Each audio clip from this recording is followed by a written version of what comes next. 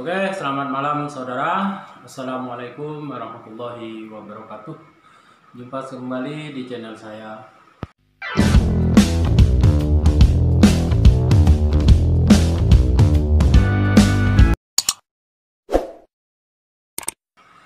Hari ini saya akan buat video reaction di mana ini masih mengenai masalah Indonesia dan fenomena yang sekarang ini, seperti satu, kepulangan Habib Rizik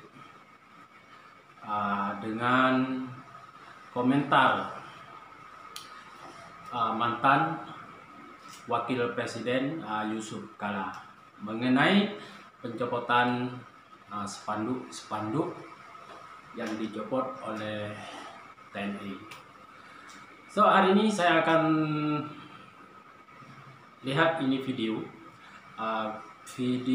opini dari YouTube Opini Andre. Oke, mari simak. Kita menyimak video ini untuk mencerdaskan anak bangsa kita, karena saya dan Anda sekalian warga Indonesia. Tapi kita tidak akan menyangka ini itu, tapi ini opini memang mungkin terkait mengenai ini kita nanti akan paham lah dalam video ini. Oke, jom simak videonya.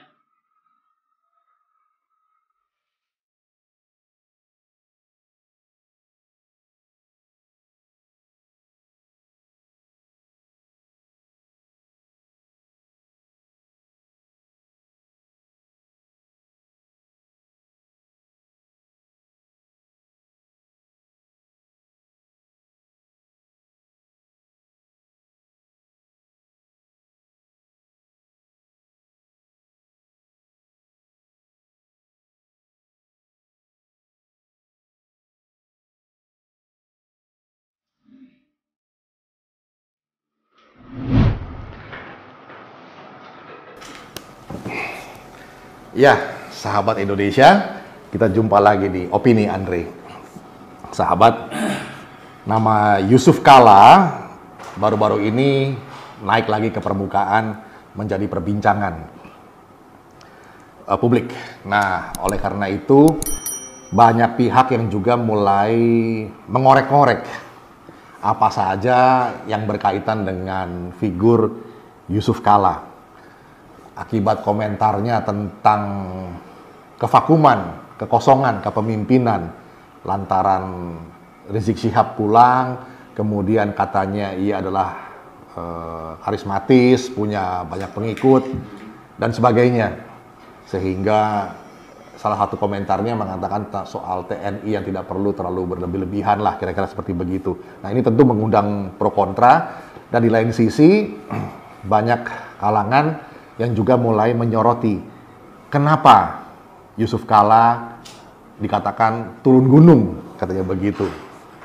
Nah, salah satu yang terkait dengan figur Yusuf Kala ini adalah yang namanya kelompok usaha Bosowa, di mana Aksa Mahmud dan keluarga itu masih terkait dengan yang namanya Pak Yusuf Kala ini. Nah, baru-baru ini kita juga melihat kembali beberapa file yang terkait dengan Bosowa. Pada Oktober lalu, baru-baru ini diberitakan bahwa grup Bosowa ini digugat oleh Qatar National Bank atau Bank Nasional Qatar.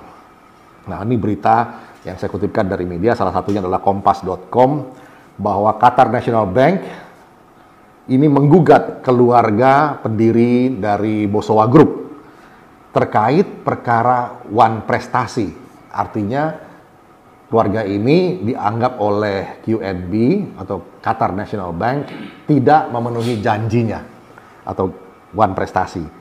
Gugatan dilayangkan ke Pak Aksa Mahmud, Erwin Aksa, Sadikin Aksa, dan Muhammad Subhan Aksa. Jadi ini keluarga besar Aksa. Nah, ini sudah didaftarkan perkaranya di Pengadilan Negeri. tanggal 5 Oktober yang baru lalu. Nah, kalau kita melihat di sistem informasi penelusuran perkara di Pengadilan Negeri Jakarta, lewat kuasa hukumnya QNB, yaitu Febranto Yudo Kartiko, selain dari Aksa Mahmud dan keluarga, gugatan QNB ini juga dilayangkan kepada satu badan usaha namanya Mark Supreme Limited. Ini di luar negeri. Nah, ini jadi menarik. Jadi nanti ada komentar dari keluarga ini. Nah, dalam petitum kasus perdata ini, QNB minta majelis hakim untuk menerima dan mengabulkan seluruh gugatannya. Nah, berapa gugatannya? Nilainya. Nah, karena apa? Karena para tergugat ini, menurut Qatar National Bank, melakukan perbuatan cedera janji, yaitu wan prestasi tadi, atas akta-akta jaminan.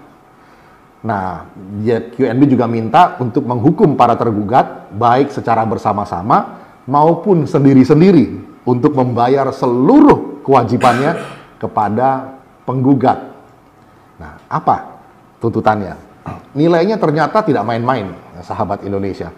Nilai kewajiban itu sejumlah 350.906.000 juta dolar AS untuk fasilitas A dan 131.500.000 dolar lebih untuk fasilitas B. Jadi ada dua stream dari pinjaman ini. Tambah bunga lagi 6,36% yang dihitung sejak tahun 2020, 31 Agustus. Nah, secara total gugatannya itu sebesar 484,4 juta US dollar. Kalau dirupiahkan dengan kurs 14.700, sekitar 7,12 triliun rupiah. Ini jumlah yang fantastis tentunya.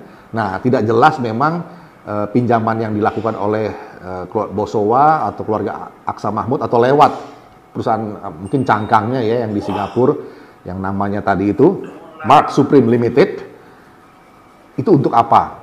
Nah, banyak spekulasi yang beredar di media sosial dan perbincangan ruang publik tentang rancangan bisnis dari keluarga Aksa Mahmud, Bosowa yang berkaitan katanya juga dengan Pak Yusuf Kalla mengenai proyek-proyek pemerintah. Mungkin sejak Pak Yusuf Kalla menjabat sebagai Wapres, kemudian juga setelahnya. Jadi ada proyek pembangunan pelabuhan dulu yang tiba-tiba pindah lokasi dan sebagainya. Tapi kita tidak akan membahas soal itu. Kita akan melihat bagaimana dari sisi political ekonomi politik, bahwa upaya-upaya ekonomi di dalam satu negara berkembang itu seringkali berkaitan dengan para penguasa. Jadi antara pengusaha dan penguasa ini saling berkolaborasi. Nah, kolaborasi tidak ada masalah. Yang repot kalau berkolusi untuk ujung-ujungnya bancaan atau korupsi. Nah, lantaran banyak proyek yang akhirnya gagal atau tidak seperti yang dirancangkan dalam bisnis plan mereka, maka utang yang sudah lebih dulu ditarik ini akhirnya tidak menghasilkan produksi seperti yang diharapkan, sehingga ujungnya adalah gagal bayar. Nah, kalau ada pihak bank yang akhirnya memutuskan untuk melakukan tuntutan, ini adalah langkah terakhir, karena biar bagaimanapun kita tahu bahwa bank itu sangat membutuhkan para pengusaha sebagai mitra untuk memutar uang yang dia kumpulkan dari para penabung-penabungnya atau penyimpan-penyimpan dana di bank itu. Jadi pastilah kita sudah yakin lewat berbagai macam usaha dan daya upaya, sebuah bank itu akan berusaha menolong nasabahnya supaya mampu bayar. Tetapi yang jadi persoalan kalau nasabah itu memang tidak punya bisnis proposal atau bisnis ideas yang betul-betul untuk menghasilkan satu produksi. Nah, kalau lewat proyek-proyek titipan, kita katakan begitu, yang akhirnya ternyata setelah masa jabatan dari patronnya itu selesai, maka bisnis proposal itu berantakan semua. Nah, kita tidak menuduh bahwa ini lantaran bisnis proposal itu jadi berantakan, tetapi menimbang jumlah yang begitu besar, kemudian statement dari penuntut yaitu QNB Bank bahwa gugatan dilayangkan juga kepada satu perusahaan di luar offshore namanya itu biasanya SPV ya, Special Purpose Vehicle, itu adalah Mark Supreme Limited, juga dilayangkan ke sana.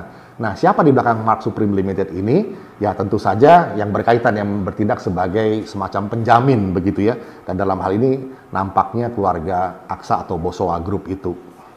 Nah, ditanyakan oleh seorang jurnalis, kalau nggak salah dari Kontan, kepada Erwin Aksa, dan Erwin Aksa mengatakan merespon bahwa pinjaman itu dilakukan oleh perusahaan offshore, dan itu menurutnya rahasia. Nah, memang mengapa rahasia kita nggak tahu, yang namanya juga rahasia. Tetapi ini menimbulkan banyak spekulasi, menimbang juga perkara yang terjadi baru-baru ini tentang figur Pak Yusuf Kalla, keterkaitannya dengan Bosowa Group, Kalla Group dan lain-lain. Nah, memang tidak terang benderang karena dalam bisnis itu banyak juga rencana bisnis dan operasi bisnis yang memang tidak bisa dibuka ke publik karena ada pertimbangan persaingan.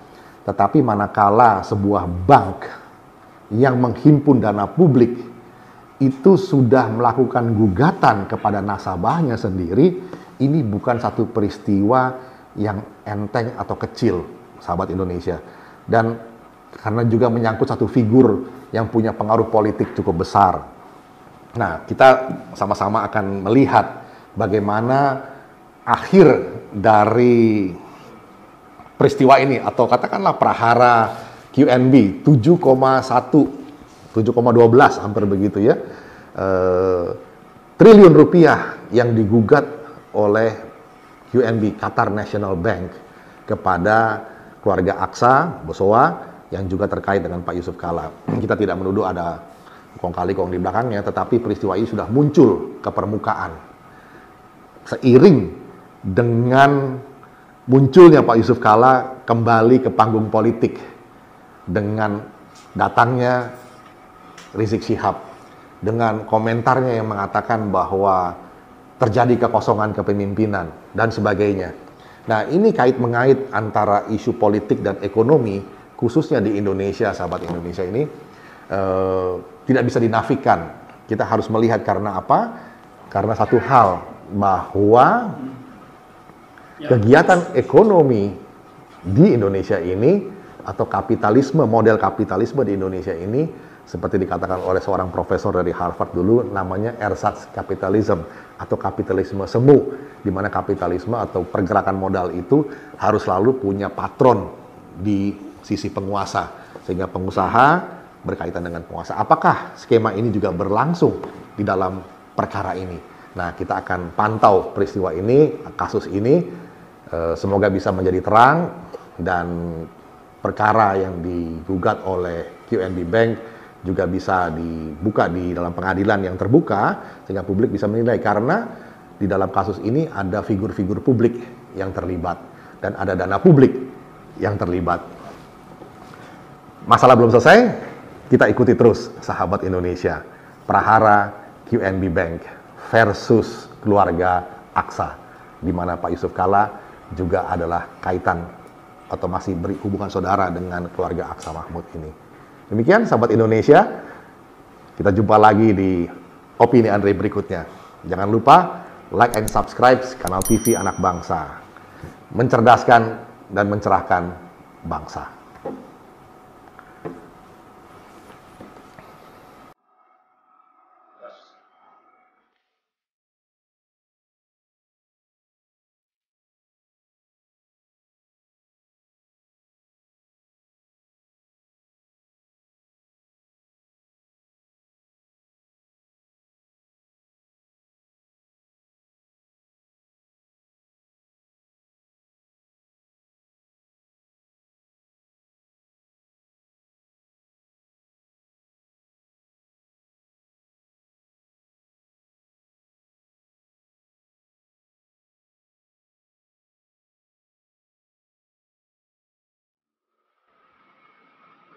Oke, demikian tadi videonya.